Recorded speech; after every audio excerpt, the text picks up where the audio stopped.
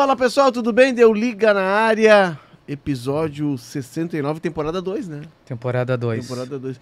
É que eu me perco nas temporadas do Deu Liga porque elas emendam. Emenda. São as temporadas que nem as da FIFA, emendam uma na outra. Tem né? outro programa que tu já entrou de férias. Não, ainda não. Não? Ainda não. Eles vão entrar agora semana que vem, tem o último episódio. E aí vão todos pra Mardel. Entendi. Eles gostam da Munari, vai pra Mardel, Bertoncello vai pra Punta, porque Bertoncello é outro patamar. Claro.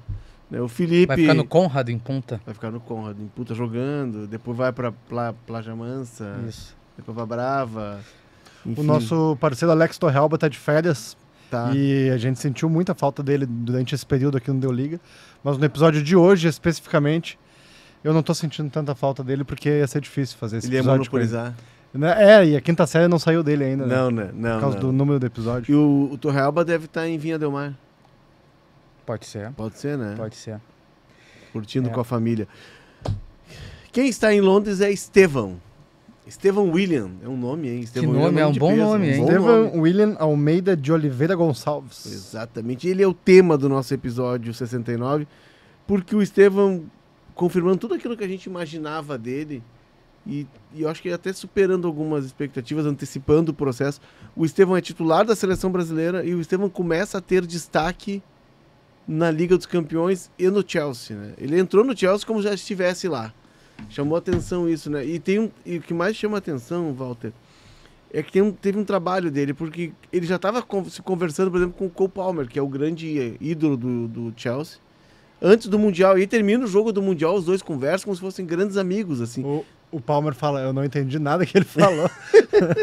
Não entendi uma palavra que ele falou. Mas Mas tem eles estavam tentando tocar Não, mas ele já alguma coisa ali, tinha né? uma relação ali. Sim. Ajuda o fato do Chelsea ser um time novo também, né? Um time de jovens, né? Um Sim. time de guris. Tá todo mundo mais ou menos na mesma barca, assim. Mas impressiona a rapidez com que o Estevão tá se destacando na Europa. Para mim é impossível a gente não fazer uma comparação do Estevão com o Endrick. Porque são dois jogadores jovens que já chegaram na seleção brasileira, revelados pelo Palmeiras, e que se tinha muita expectativa em cima deles. O Endrick é o primeiro da fila nessa história, é um pouco mais velho, opta por ir para o Real Madrid, ainda não se firmou, está na sua segunda temporada na Europa, ainda não se firmou. E a gente tem o Estevão com 6 meses de Europa, menos do que 6 meses. Né? Menos. E já não é um dos grandes nomes da liga ainda, mas já é um jogador que parece estabelecido. Muito pela decisão de ir para o Chelsea, eu não sei se passa por ele, se passa pelo clube, se passa pelos valores oferecidos, mas as características do Chelsea, seja da questão de ter muitos jovens, seja por ter um técnico que gosta de um futebol mais ofensivo, encaixaram com as características do Estevão. Acredita, Castilhos, que teria outro lugar para ele jogar? Eu acho que caiu muito bem exatamente por essa questão da juventude do Chelsea, mas o que mais me pega nesse início não é nem o início do Chelsea, que ele tá bem, mas o da seleção brasileira são números meio que fora da realidade, assim, pra idade dele, né? São 5 gols e uma assistência em 5, 6 jogos, um começo absurdo, é o artilheiro da era Ancelotti até agora. Ele é titular da seleção na Copa. Titular da seleção, confirmado já na Copa do Mundo, né? O Ancelotti praticamente confirmou ele na última coletiva. É o que mais me surpreende, assim, porque ele tá virando um expoente técnico da seleção, né? É um cara que vai completar 19 anos agora. Ele Vai completar 18 anos apenas, né? completa 19 em abril. Imagina. Abril de 2026. Então, é um cara que não era para ter todo esse protagonismo. E é uma notícia boa, perto da Copa do Mundo, né? Já que a gente está esperando que o nosso craque acorde, né? O Neymar, que eu acho pouco Não provável, tá com se cara. acordar vai ter muitas dores e não vai chegar à Copa. Eu desisti já, acho meio... Então, mas tem gente que acredita. É.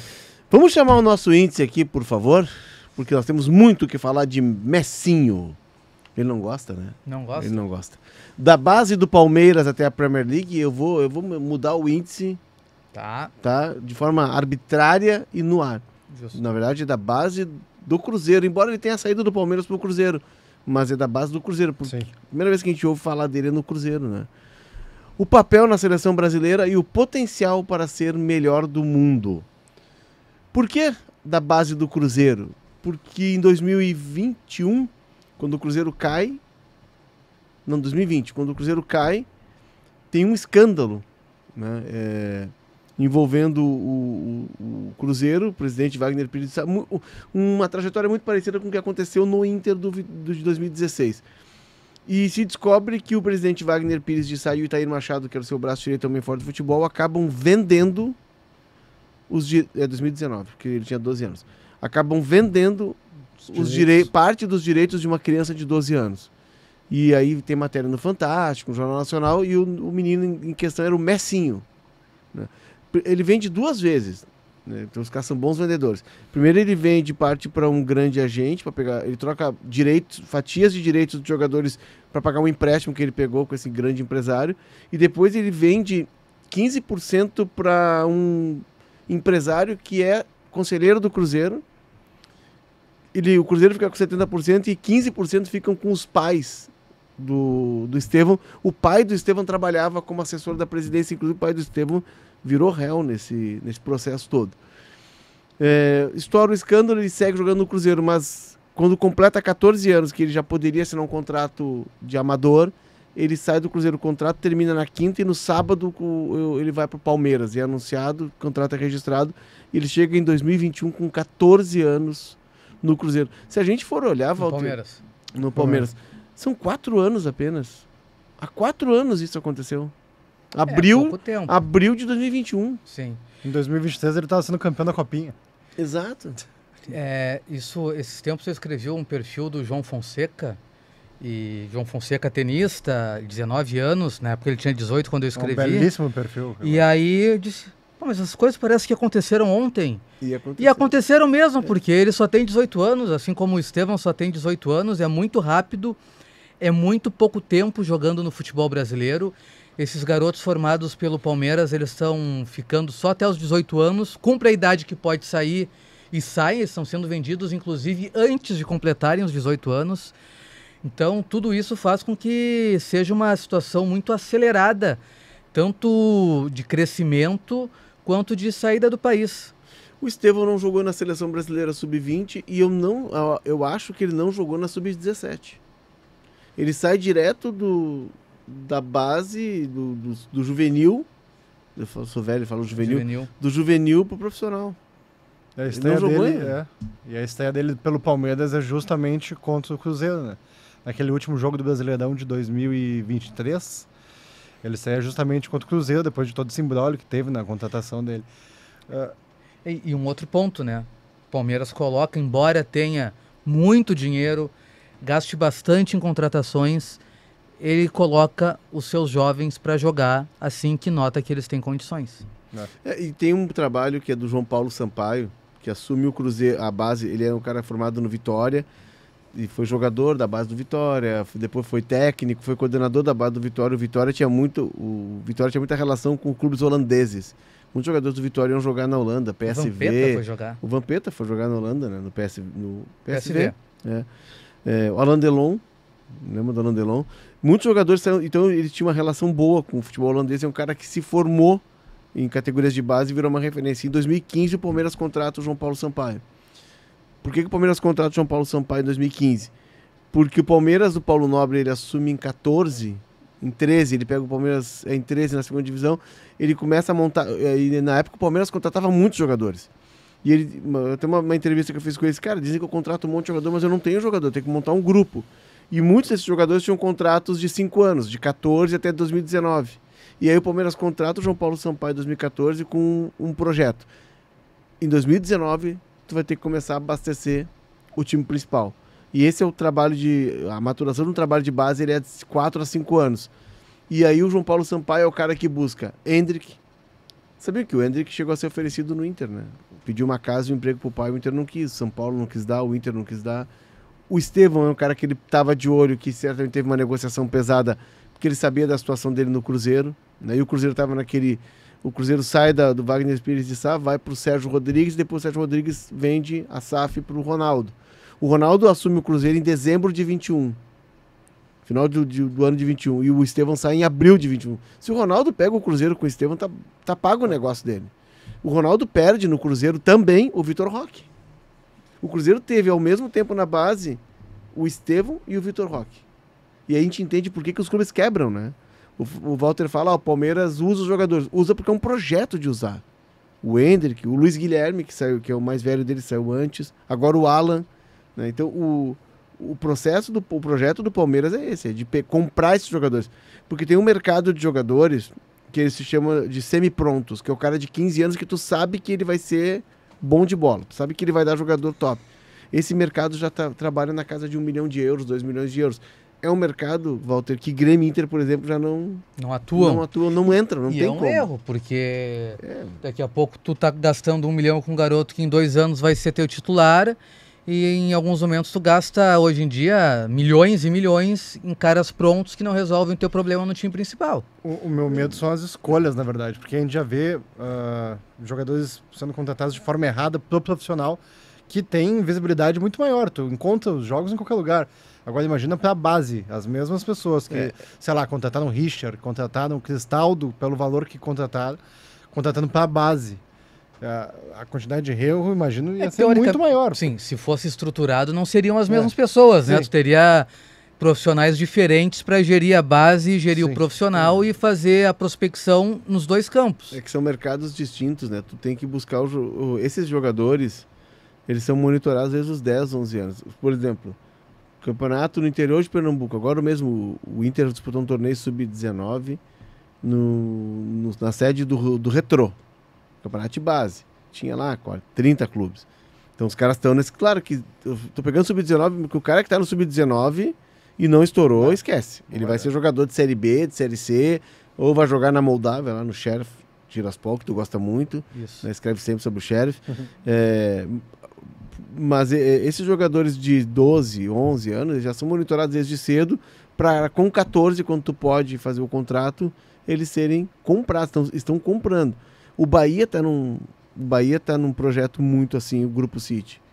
O Bahia tá pegando jogadores de 14, 15 anos. O Bahia pegou um menino do Corinthians de 16 anos e pagou a multa, 14 milhões de reais.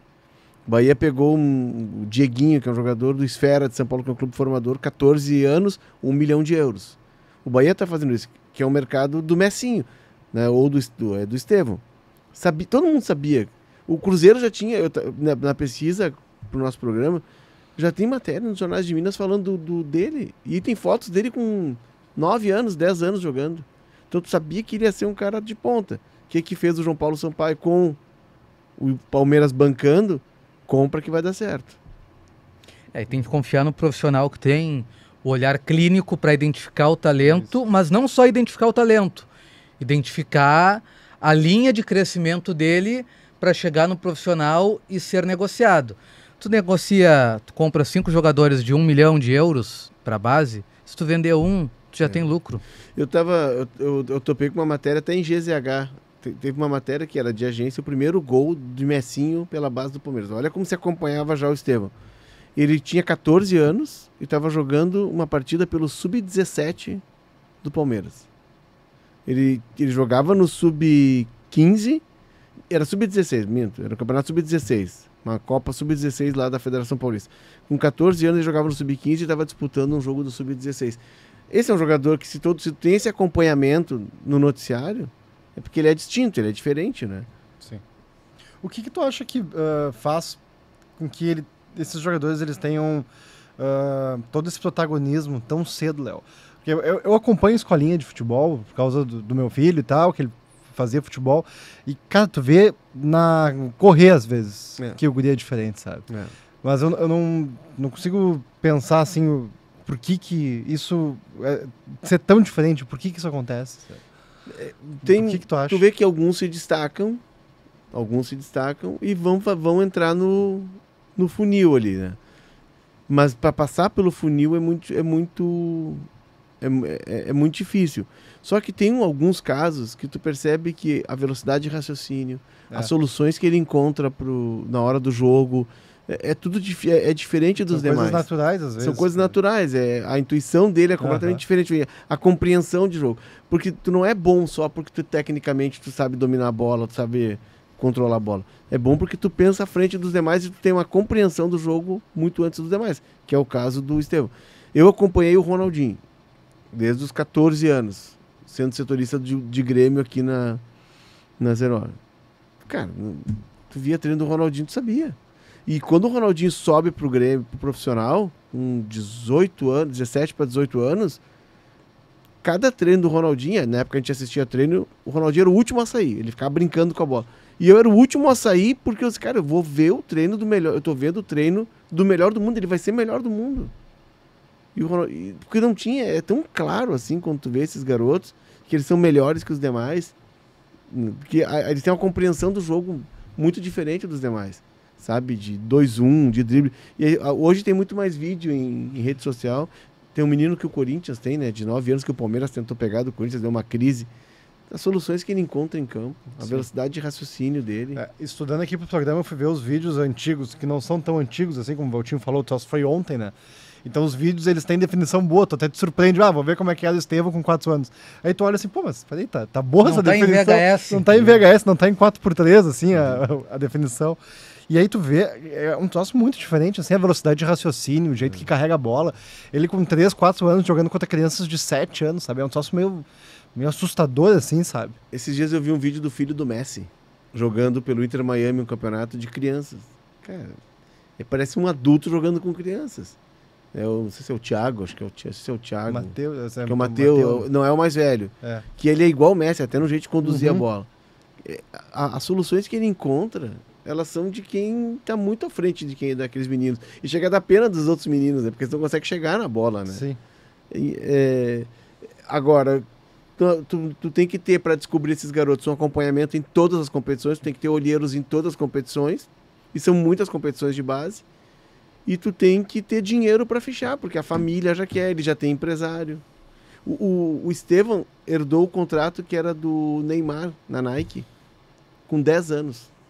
A Nike tinha um contrato de criança, que era do Neymar, e passou pro Estevão. Com 10 anos já era patrocinado pela Nike. Mas agora, voltando ao que o Castilhos tinha proposto, para mim a chave da história é estímulo. Essas crianças, provavelmente, em algum momento da infância delas, elas são hiperestimuladas para jogar bola. Então, é aquela situação que tem que, o cara vai dormir com a bola, o cara vai dormir com a bola, o cara acorda com a bola, escova os dentes com a bola.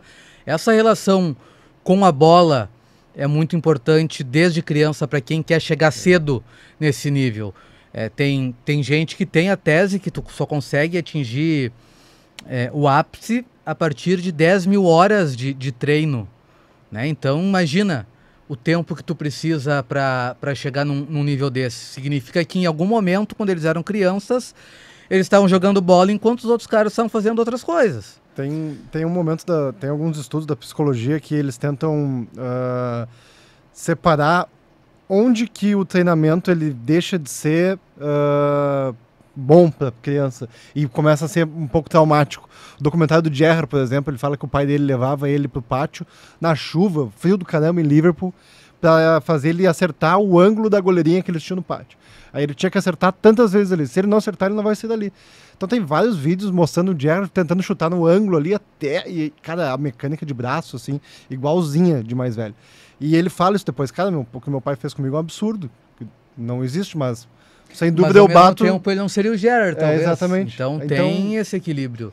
É difícil encontrar, assim, tem várias histórias em vários atletas de vários esportes que sofrem algum tipo de excesso na infância e que aquilo vai transformar ele num diferencial quando ele vira atleta profissional. Ou então ele tem uma característica determinada que ela se encaixa porque quando ele aprendeu a jogar aquele esporte tinha algum tipo de adaptação que ele tinha que fazer que fez ele jogar daquele jeito. O Castilhos, que é do vôlei, tinha um jogador italiano de vôlei que começava o movimento de saque dele de lado, né? Uhum. Para dar o viagem. E ele virava. E virava. Por quê? Porque onde ele treinava não tinha muito espaço entre o fim da quadra e o fim do ginásio. Então, qual era o modo que ele tinha para ter mais espaço para sacar? Era ficar de lado, fazer uma volta para sacar. Virou o jeito que ele conseguia sacar. Então, sim, é o estímulo e a realidade que ele tinha que transformou aquilo numa característica dele como profissional. Isso só chega nesse nível se tu for muito disciplinado e muito obcecado, né? Por mais que tu tenha talento, claro, tu tem que ter uma obsessão por aquilo. Vocês viram o documentário das irmãs Williams, que o pai dela levava... Filme, né? É o filme, né? Isso.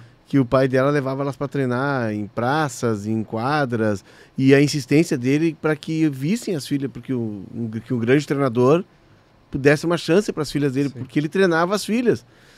Olha a obsessão desse cara, entendeu? Ele era apaixonado por tênis e ele treinou as filhas. E ele treinou tanto as filhas que quando o cara viu as gurias treinando, disse, não, tem um talento aqui. Ele insistiu, né? Ele foi no clube do cara, insistiu pro cara pelo menos olhar elas jogando para poder dar aquela oportunidade. Se não tiver essa entrega, só que no caso do Estevão me parece que isso é feito ainda com gosto. Ele é o jogador de bola, ele quer jogar bola, né? E diferente do Endrick, Valtinho, que tu citaste, eu acho o Endrick um cara que o marketing ajudou a construir. Eu não vejo isso no Estevão, eu vejo mais autenticidade no Estevão. E me impressiona cada entrevista dele, né? a tranquilidade. Uhum. Ele tá falando pra assim, Globo, no final do jogo, O tranquilidade pai dele. ele é de Franca, né? Uma cidade do interior de São Paulo. E o pai dele é pastor de uma igreja lá. Não sei se continua sendo ainda, depois Ivo, da fama. o pai dele é o seu Ivo. Isso. E ele é pastor Seu e tal. Ivo não, deve ter e ele 20, 40 anos o pai do Estevão. E dá pra ver que ele é um cara muito disciplinado, assim, que meio que foge do estereótipo normal do jogador, assim. Ele chega a ser até introspectivo, assim, sabe? Não conversa muito e tal. Muito por causa, eu acho, desse rigor na criação dele, assim. É um cara que frequentava muito a igreja, muito religioso, tocava bateria. Ele toca bateria até, o Estevão. Toca bateria pro pai dele. O pai dele pregava e ele era o cara da bateria. Ele diz que tá enferrujado agora. Mas acho a bateria ou o Estevão? Talvez os dois, né? Mas acho que essa questão da ligação com o pai dele, com a igreja também, com a disciplina muito forte que tem a questão da religião, acho que meio que afastou ele desse estereótipo do jogador baguncento. E esse é um receio que eu tenho, e a gente entra no próximo tópico aqui, que é o papel dele na seleção, porque tudo isso que ele está vivendo agora é o sonho, né? Pô, profissional, no Palmeiras, campeão brasileiro, né? Sim. Campeão brasileiro, destaque, a seleção brasileira, Copa do Mundo, Chelsea, morando em Londres.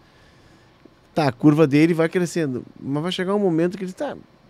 Que foi o que aconteceu com o Ronaldo, que aconteceu com o Ronaldinho, e que foi, de certa forma, o que aconteceu com o Neymar também. Eu só torço para que o Estevão não vire o Neymar. Sim. Que vire o Neymar de tentar ser o melhor do mundo.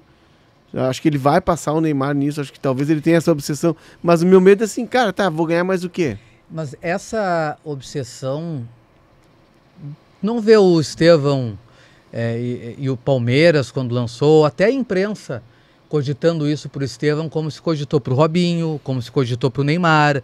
Esse tipo de pressão de ser o melhor do mundo, não sei se por uma descrença de quem acompanha, não sei se por uma questão de como o Brasil não ganhava até vir o Vini Júnior, o melhor do mundo há muito tempo, se ficou menos exigente em relação a isso, mas não tem mais essa pressão em cima do Estevão como teve no Neymar, de ser o melhor do mundo.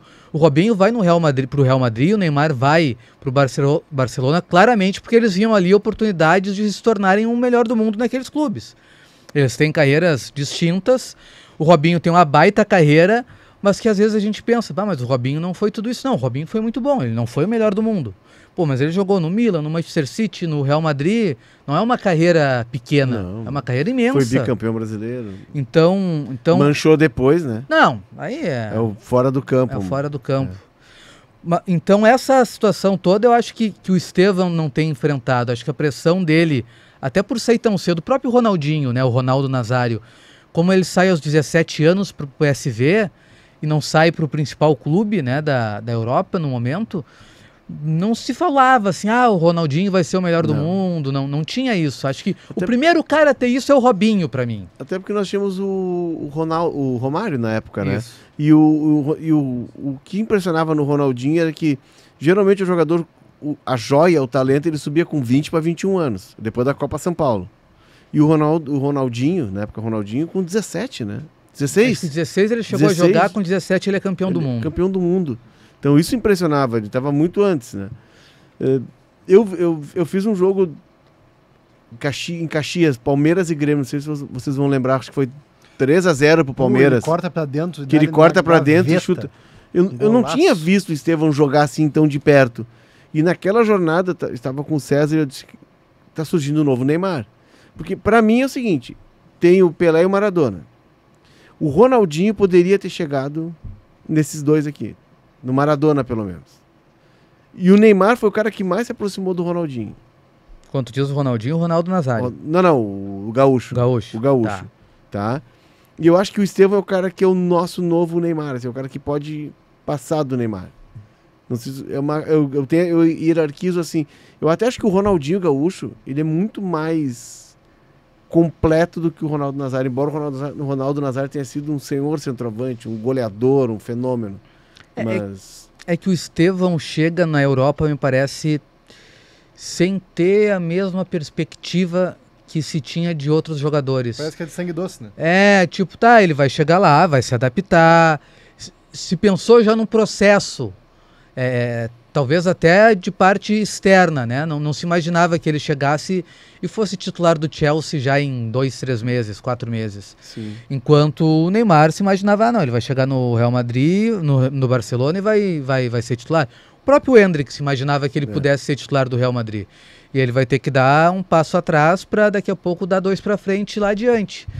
O Endrick teve, não sei se foi o azar, pode ter sido azar, né? Mas ele chega pro Real Madrid para ser um cara a nova joia que o Real Madrid busca no Brasil, só que no mesmo momento tem o Mbappé. E aí o Mbappé vai pro Real Madrid, não renova com o PSG, já acerta com o Real Madrid, e eles chegam praticamente juntos, né? E aí o Mbappé ocupa o lugar que era para ser do Endrick.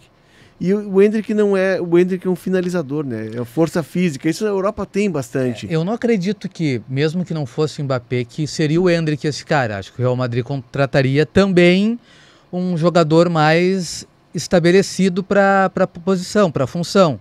Mas qualquer outro jogador que não fosse o Mbappé daria mais espaço para o Endrick. Que isso também prejudica ele, que... os caras às vezes colocam ele com 41 minutos de partida no segundo tempo. É que esse tipo de jogador a Europa tem, né? O Estevão a Europa não tem. Não tem. O Endrick é força, né? E talvez o Endrick também tenha nos impressionado muito e quem sabe ele não é o tamanho, ele é gigante, mas não é o tamanho que a gente imaginava. Só o tempo também, dirá. ele é muito novo. Agora o Lyon, e tem um movimento que para ele é obrigatório dar certo. Quando ele sai do Real e vai pro Lyon, ele tem que ser protagonista no Lyon. Sim. Senão ele não volta pro Real. O Casemiro foi assim, né? E ele não volta, talvez nem num primeiro momento, para esse patamar. Se ele não vira o cara do Lyon, ele vai ter que fazer um caminho bem mais longo do que se imaginava. O Vitor Roque foi isso, né? Que também surge na mesma época do Endrick, são muito parecidos fisicamente. O Vitor Roque vai pro Betis e ele tem que recomeçar no Brasil. Agora se fala que o Manchester United estaria de olho nele. Né? Tem 21 anos apenas do Vitor Roque. Também não é da categoria do cara que é o nosso tema, que é o Estevão. O Estevão, para mim, é o cara que está na categoria dos top, assim.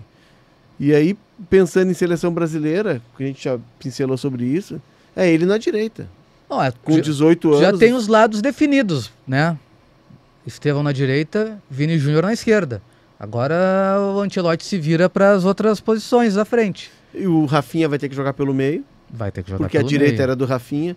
Ele até tem colocado muito o Vini Júnior até por dentro. Homem, né? Como último homem. Mas vai ser... A seleção tem uma vaga aberta, para mim. No time titular, tu diz? Nesse quarteto ofensivo. É o Endrick na direita, o Vini na esquerda, o Rafinha vai ser titular. O Estevão na direita. O Estevão na direita. Vini na esquerda. Vini na esquerda. Tá. Rafinha por dentro. Tá. E aí tem essa vaga ao lado do Rafinha, que pode ser do Matheus, que pode ser do João Pedro, mas acho que vai ser do Matheus, que pode ser do Rodrigo.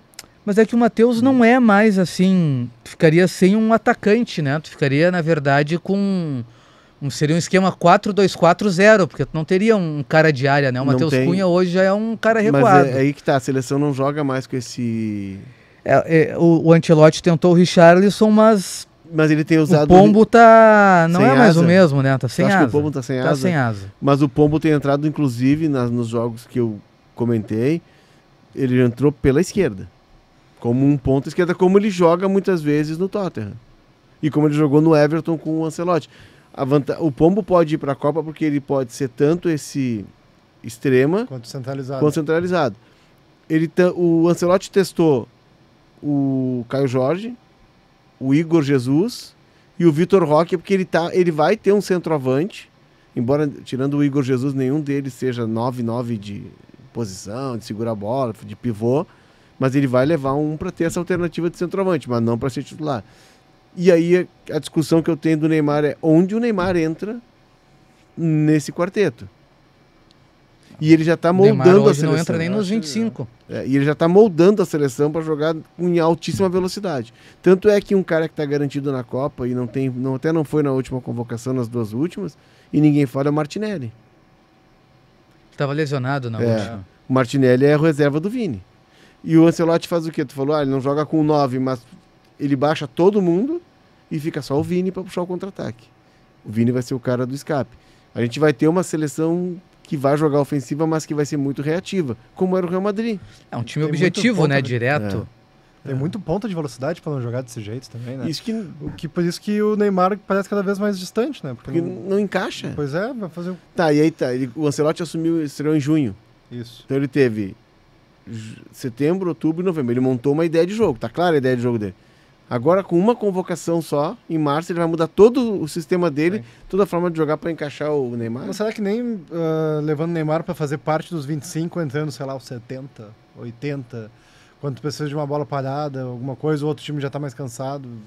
Pelo que Eu ele não joga sei, hoje, eu não levaria, tá? Eu tô só propondo Aí o tem uma debate, questão assim. de grupo. O Neymar vai topar ser esse cara que vai jogar 20 minutos? E também tem. Tudo bem, o Neymar teve as dificuldades físicas e também tem uma questão do grupo aceitar o Neymar. Talvez não seja problema, porque tu tem Casemiro, Marquinhos, jogadores que gostam do Neymar, trabalharam com o Neymar. Mas os caras da frente, o Vini Júnior, O Rafinha é muito amigo dele. pode ser que eles ajudem, mas não sei, hoje em dia não vejo sentido de ter o Neymar. É que me parece assim que tem uma troca de bastão, entendeu? Tá, tua geração passou, a tua vez passou, agora temos outros protagonistas. E nós temos o melhor do mundo.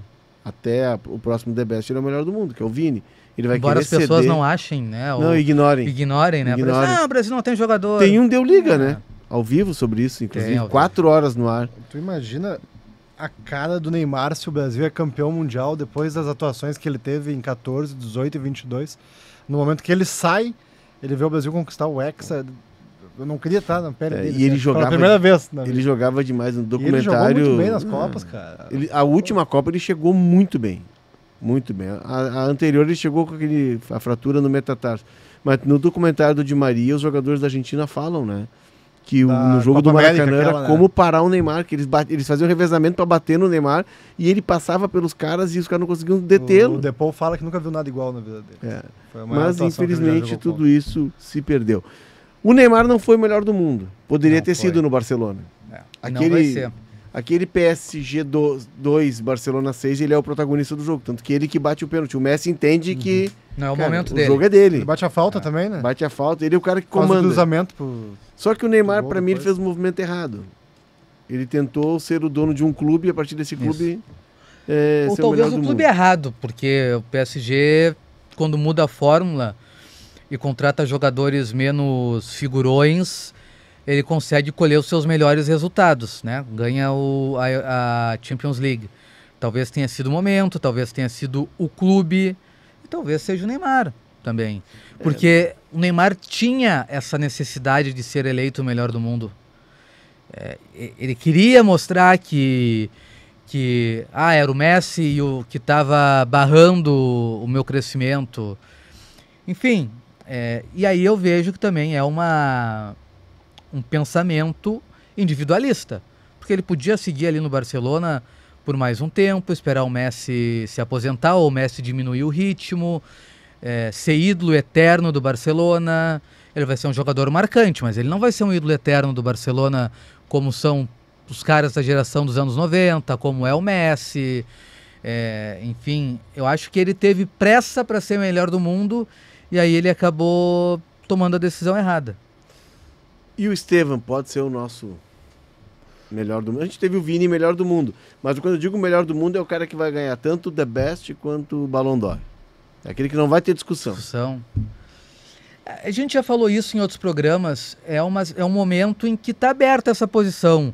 Era para ser do Mbappé, o primeiro ano do Mbappé no Real Madrid não foi, do ponto de vista coletivo, tão bom. O Mbappé, em números individuais, teve números fantásticos, mas os títulos têm um valor agregado na hora dessas escolhas. Então faltou um pouco isso pro Mbappé. Então, o Vini Júnior tem condições? Tem, mas não acredito que seja curto prazo, para ser 1 ano, 2 anos, talvez para 3 anos para cima. Talvez ele tenha condições. O Estevão, perdão, isso, o Estevão. O começo dele na seleção brasileira é de melhor do mundo já, né? Se for ver, é de quem vai ser melhor do mundo um dia. Já é o segundo jogador mais jovem a marcar 5 gols pela seleção brasileira, tá só do Pelé. É o 5º jogador mais jovem a marcar gol pela seleção brasileira também, então é muito difícil a gente projetar, porque não é para agora também, mas olha... E ele tem um potencial físico a desenvolver ainda, né? Isso. Ele não desenvolveu tudo, agora na Europa ele vai ganhar mais força, vai ganhar mais potência. E o que me pega muito é que ele vai sempre direto pro gol. Ele nunca olha pro lado, ele sempre olha pro gol, assim, olhando as atuações dele agora, final de semana até contra o Arsenal, ele erra um gol meio que feito, assim. Mas ele sempre procura o gol, assim. É muito legal isso. Engraçado o Chelsea virar esse clube que abraça jogadores jovens, né? Como mudou o perfil do clube, que o Chelsea do Mourinho não era esse time, né? Não. Era um time cascudo, era um time de... Nunca foi. Porém, são jovens valorizados, não são qualquer jovens, né? São jovens que gastaram bastante para trazer. Inclusive no Dilep. Dilep, que é o mais durango da turma, né? Mas é um time... É que o futebol também tá virando... O futebol europeu tá virando sub-23, né? Sim. Os times têm 2 ou 3 mais velhos para cuidar ali, para que os jovens não façam tanta bagunça. E o resto é 23 anos, 22 anos, 21 anos. A gente tratou aqui do Como, time da Itália. Cesc Fábregas. O Como ganhou do Torino na semana retrasada de 5-1. Isso. Ele tinha 6 jogadores sub-23 no time. Olha, e tinha 1 jogador acima dos 30 anos. Mas são clubes que não têm também uma perspectiva de serem campeões a curto prazo. O Chelsea pode até vir a brigar pelo título da Premier League, mas não é o favorito. Ele ainda é um azarão. Tu ainda precisa de um time que, como o Arsenal, que vem amadurecendo há 4, 5 anos, né? A gente fez um episódio sobre o Arsenal há algumas semanas. Então ainda é um processo. Não vejo o Chelsea para ser campeão nessa temporada, embora seja campeão do mundo, né? E os contratos são de 8 anos. Então eles têm que ver que o projeto deles está bem desenhado para esses jogadores ganharem casca no próprio Chelsea. O Arsenal passou por isso. O Saka, com 20, 19 anos, começou. O Martinelli também. Esse processo é um processo contrário do que foi feito quando os grandes magnatas começaram a botar muito dinheiro nos clubes da Premier League. O que eles faziam? Eles contratavam, na primeira versão do time, jogadores estabelecidos, muito caros, prontos, para ter resultados imediatos. E eles começaram a ter problemas quando essa primeira geração, em pouco tempo, 3, 4 anos, começava a ficar velha. E aí tu começa a tentar substituir por jogadores que também estão no ápice. E aí, em determinado momento, não, a gente tem que começar a rejuvenescer. O que o Chelsea faz é o contrário, né? Compra os caras novos para eles amadurecerem juntos. E se um deles der uma explodida e tiver que vender, o negócio tá pago. Tá pago. O negócio tá... Agora, contratos de 8 anos é loucura, né? Mas com 18 ele vai até os 26. Os 8 anos também são uma fórmula de burlar o fair play financeiro, também. Porque tu dilui o pagamento isso. Em 8 anos. Não é só o contrato que é de 8 anos, né? O pagamento também é financiado em 8 anos. Tem um episódio só sobre fair play financeiro, temporada 1 do Da Liga. E tem um também sobre o modelo de negócio do Chelsea. Tem. Também a temporada 1. Que é inspirado no mercado norte-americano, né? No Nova York, como é que é? Major League Baseball? Não, no mercado norte-americano, Wall Street. Wall Street. Chega, né? Como é que estão as suas ações em Wall Street? Estão muito tímidas. quase inoperantes, eu diria. O índice Nasdaq tem influenciado o teu dia a dia? Não. Eu tô esperando a taxa Selic todo mês. mesmo. É uma expectativa grande na redação de 0 Hora, a espera da taxa Selic. Taxa Selic. Cara, como impacta a vida das pessoas. E o dólar? Não te impacta? Não Bem- recebe dólar, né? Não, vendi os dólares que eu tinha agora. Semana passada, inclusive, eu tinha uns dólares sobrando, tive que vender. A coisa não tá fácil, Valtinho. Não é um momento bom para comprar dólar, né? Tá Não. muito alto. Pior que eu comprei com uma viagem que eu ia fazer Hum. no meio do ano, acabei ficando hospitalizado. Não pude viajar porque era para um lugar de frio, peguei uma pneumonia e eu tava com os dólares lá em casa. Só que eu comprei quando o dólar tinha dado uma subida. E agora tive que vender. Tá tudo bem. Vamos seus anéis. Vamos seus anéis. Vamos tomar um chá, gurizada, por favor? Chá das 5, já que estamos falando de Stamford Bridge. Vai lá, Valtinho. Serve aí. Pois é, a dica de hoje do Chá das 5 é o Entre Linhas, o livro do Michael Cox, que é um jornalista inglês, participa de grandes veículos. Acho que ele não tem um veículo fixo que ele trabalha, mas ele está sempre escrevendo para grandes veículos. E ele tem muito essa veia tática.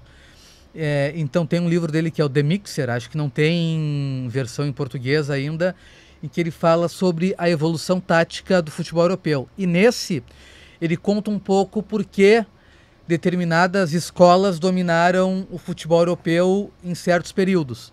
Então ele começa contando os anos 90 com o Ajax, do Van Gaal. Depois ele passa para o futebol italiano ali com a Juventus, Milan. E aí ele vai evoluindo aqui. Eu li o livro, né? Eu não decorei ele. Então, assim, ele passa pela Itália, ele passa pela França, 2000, 2004. Esse capítulo da França eu acho muito bacana, porque ele tem uma visão diferente daquilo que a gente pensa sobre o Zidane. Não é que ele ache que o Zidane não era bom, não era craque, mas ele acha que o hype, como se diz, do Zidane é maior do que a média das atuações do Zidane. Ele acha que o Zidane era um cara que aparecia muito bem nos momentos decisivos, e isso dava destaque para ele, mas que durante uma temporada ele tinha muitos momentos de baixa durante a temporada. Então ele faz essa ponderação, fala sobre Portugal, que dominou ali entre 2004 e 2008, mesmo sem um grande título, muito por causa do Mourinho, da periodização tática. Adivinha? Também tem um episódio sobre isso no Deu Liga. Sobre a Espanha, do Tiki-Taka, a Alemanha, campeã em 2014, e aí ele fecha o livro com o futebol inglês, mas não como nos outros países, assim, uma questão da seleção, mas do futebol inglês, porque todos esses países que dominaram a Europa, nesse momento se encontram com as suas ideias na Premier League. Então não é um país, mas sim uma liga que hoje em dia dita o que o futebol faz no mundo. E já foi uma liga que era conhecida pelo jogo do Kick and Rush. Kick and Rush, né? Que é cruza e corre, cruza e corre. A Championship ainda conserva um pouco disso. Sim, sim. É pela condição dos gramados, da qualidade. Os gramados são bons, mas é que os jogadores, né? São jogadores mais físicos. Duro. A Série B no mundo todo ela é um horror, né? Tá preparado pra Série B, Valtinho? Pra começar a fazer jogos de Série B? Já fiz 3 vezes, né, Léo? Se tiver que fazer a 4ª, não vai ser problema. Só que agora não é mais no Sport TV o canal campeão. Não, agora nem a ESPN. Sabe que, brincando... Escondida a Série B. Exato, cara. Porque tanto tempo o Sport TV transmitindo a Série B, e era clássico, né? O jogo de terça e sexta, né? Sabia que tinha um joguinho. Isso. Muitas vezes eu procurava um jogo da Série B pra ver, porque eu gosto de ver a Série B. Eu gosto de ver, é um pouco diferente, assim, quase um outro esporte. E depois eu me dava conta que tava meio escondido na ESPN. E aí de vez em quando tu tinha, sei lá, agora termina Chelsea e Arsenal. Na sequência, Sampaio Correia e Atlético. E o Boga narrando os dois. O Boga tava narrando Chelsea e Arsenal. O cara tem que virar a chave goianiense. O que é isso, cara? Mas já aconteceu isso, cara, de um jogo do Brasileirão. Eu vi um jogo do Campeonato Inglês, depois fui ver um jogo do Brasileirão. Não sei se era do Inter ou do Grêmio, cara. Beleza, né? É assim, te dá uma tu quase entra te deprime, sempre assim. Tem um joguinho da dupla depois da final da Champions. Quase te deprime. O cara dá o troço do cara. Enfim. Vamos viajar? Vamos. A gente já foi pra lá, hein? Já foi? Já foi. Então vamos de novo. Vamos de novo. Porque quando o lugar é bom, a gente pode voltar, né? Futebol é uma viagem. como diria meu grande ídolo Ah, e amigo Silvio Benfica, vamos para Chelsea. Chelsea. Isso aí. Então, é um bairro nobre de Londres e Stamford Bridge fica do lado de Chelsea, né? Fica Chelsea Fulham, acho que é o bairro ali. Mais 2 quadras vem o bairro de Chelsea, onde não chega o metrô. Fulham, né? Que chama. Isso. Fala Fulham, mas é Fulham. Isso. Fulham é onde fica o Craven Cottage. Craven Cottage. Nós precisamos fazer um episódio sobre Não, estádios, cara. Estádios é uma boa, Uma boa e, ideia, assim, né? A gente falou Boa bastante ideia. sobre o Ronaldinho Gaúcho, quem sabe um sobre o Ronaldinho Gaúcho também. Ronaldinho Quem Gaúcho sabe? é bom. Tem uma galera que eu conheço do perfil Tem Estádio, Tem História. Vamos trazer esse pessoal aqui. Podia chamar eles também, eles são Tá, bem legais. tá pautado. Enquanto isso, a gente faz o nosso roteiro por Chelsea, que é um bairro nobre de Londres. Não chega o metrô por causa disso. Eu vou te falar uma coisa. Eu tenho uma Não amiga chega. que mora em Chelsea. Chelsea? É? Pô, louco. Tá bem, hein? Tá ganhando em Libra, né? Ela sim. É. Ainda bem que a Nádia não vai ver esse teu sorriso aí, Léo. Não, mas não é colega de trabalho. Trabalhou com a gente Ah, aqui. tu sorriu do jeito feliz. Não, assim. não, trabalhou com a gente aqui no Pô, tu tá jornal. falando? É que é surpreendente, né? Uma jornalista, mas enfim. Mas e é uma querida, uma grande pessoa. É Uma verdade. grande colega mesmo. Pessoa de altíssimo nível, assim, e parceirona. Então, assim, foi um bairro que, apesar de toda essa pompa, foi a casa do punk nos anos 70 na Inglaterra. Então, os punks nasceram ali em Chelsea. Olha que loucura. Que loucura. Talvez até para contrapor toda aquela nobreza, aquele ar. E bandas como The Police, do Sting, te pega o Sting? Pega. Gosta do Pega. Sting? É. E o The Clash... É, e o The Clash tinham raízes ali no bairro também. Então tem coisas sobre as Que bandas. legal. Tem 2 praças muito bacanas para visitar. E tem... Quem morou lá foi o Oscar Wilde, Olha só. diretor de cinema famoso. Enfim, É um bairro. é um bairro bacana com a para sua passar uma história. tarde, tomar um café pelas ruas de Chelsea. Acho que vale a pena. Só o café, né? Só o Se café. pedir água, Ah, não, se pedir água não dá para pagar. não dá para pagar. Não dá para pagar também o valor do nosso MVP, o craque da rodada. Esse é contigo, Valtinho. O time que tem nome de sorveteria. Toda Nome vez de que eu vejo esse sorveteria. nome de time aqui, eu penso, quando eu parar de trabalhar com jornalismo, eu vou botar uma Eu sorveteria queria como esse nome. e vai ter esse nome. É um bom nome, né? Cremonese. Porque Cremonese. assim te dá uma ideia de que o sorvete é cremoso, né? Exato. É isso aí. Sabe a etimologia disso daí? Pô, não sei, não fui atrás, mas quem sabe no próximo. No Que próximo é da cidade de episódio. Cremona, né? Cremona, isso. Da Ah, cidade tá. de Cremona. Bom. Então a Cremonese ganhou de 3-1 do Bolonha no final de semana. Na verdade, foi na segunda-feira a partida com 2 gols do Jamie Vardy, esse centroavante da Inglaterra. E do Leicester. Do Leicester. Já que a gente está falando de um garoto de 18 anos, né? Esse aqui é um veterano que tem um pouquinho mais de idade, já está com 38 anos, que tem uma história improvável no futebol. E tão improvável quanto a história dele é encerrar a carreira na Cremonese, né? Jogando no campeonato italiano. Marcou 2 gols nessa rodada e ele tem tido um bom desempenho no campeonato italiano, tem sido um dos destaques entre os veteranos, assim, num time que tá surpreendendo, que se imaginava que ia brigar para não cair, mas tem tido até o momento uma campanha bem tranquila, é o 11º colocado no campeonato italiano. E Então o campeonato tá- italiano tá bem equilibrado a parte de cima, né? Tava Isso. dando uma olhada, tá todo mundo coladinho ali. Entre o Milan e a Juventus, que é a 7ª colocada, são 5 pontos de vantagem, de diferença. A gente falou sobre como passa rápido, né? E as coisas mudam rápido. O Vardy é uma dessas histórias. Ele trabalhava na indústria antes. 5 antes do título pelo Leicester, ele trabalhava na indústria e jogava non-league de noite. Aí 5 anos depois ele foi artilheiro da quinta Premier divisão, League. né? É a quinta divisão, meu. Quinta divisão da Que Inglaterra. eles chamam de non-league, né? E gostava de um Gosta. Não, negocinho. e gosta até hoje. E o Até energético antes do jogo, é que nem o Torrealba. É, O Torrealba chegando à redação de manhã cedo. Red De Bull, manhã? De manhã. O Torrealba não tem horário pro energético. É que nem o Jamie Vardy. O Torrealba não tem horário. Não tem. Ponto. Mas amanhã ele vai ter, que amanhã ele tá de volta. Tá de volta. Quem não está de volta e nem esteve aqui, mas de alma e coração está conosco, é a Janaina Ville, nossa diretora. Assim como o Rafael Ramos, que hoje está tendo uma tarde tranquila, né, Rafa? Sim. Nos orientou bem. A semana dele não está sendo tranquila. Quero ver a noite A amanhã. semana do Rafa não está sendo tranquila, mas Já que a semana dele tá nervosa, nós proporcionamos pra ele Um programa tranquilo. um programa tranquilo, Isso. entendeu? Sem precisar ficar que nem aqueles caras que ficam manobrando avião no aeroporto, entendeu?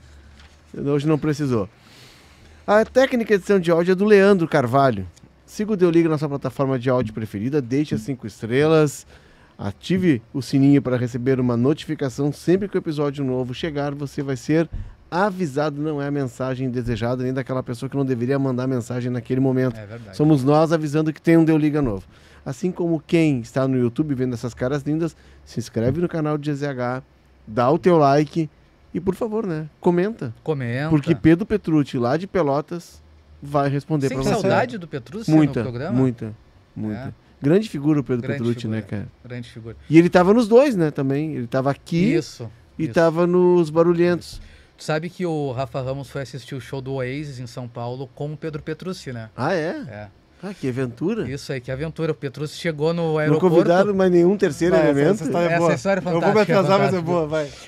O Petrucci chegou no aeroporto de São Paulo, em Congonhas, no centro de São Paulo, já pra ficar na cidade, e resolveu, sabe-se lá por quê, o cara resolveu tomar um café no aeroporto quando chegou. Assim, não toma café muito no aeroporto, não é o lugar mais barato pra tomar café, mas tudo bem. Ele tava com uma mala e uma mochila. Que aí se ajustou, sentou, colocou as coisas dele, tomou o café, levantou pra ir embora. A mala ficou. Foi a mala ou a mochila que ele esqueceu? Ele esqueceu a mochila, a mala ele levou. Aí quando o Uber já tinha arrancado, ele se deu conta. Aí ele pediu pro Uber fazer a volta, foi de novo pra dentro do aeroporto, foi na cafeteria, já tinham levado pro Achados e Perdidos. Achando que era uma Esquadrão bomba. antibomba. Esquadrão antibomba, o Bop já tava lá, conseguiu recuperar a mochila.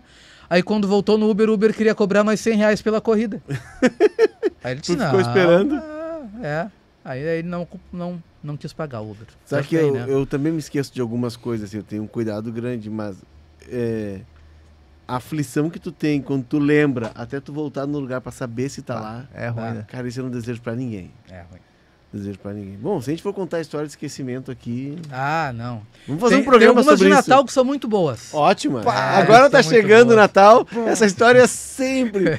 E eu vou te dizer, Vamos contar no próximo. eu vou te dizer, Sem contar o tava nome. 45 graus e eu cheguei e olhei o carro do rapaz e disse assim, não, ele não deve ter esquecido. Mas a E gente conta ficaram no próximo 4 episódio. dias. Um abraço, até a próxima semana. Tchau. Valeu.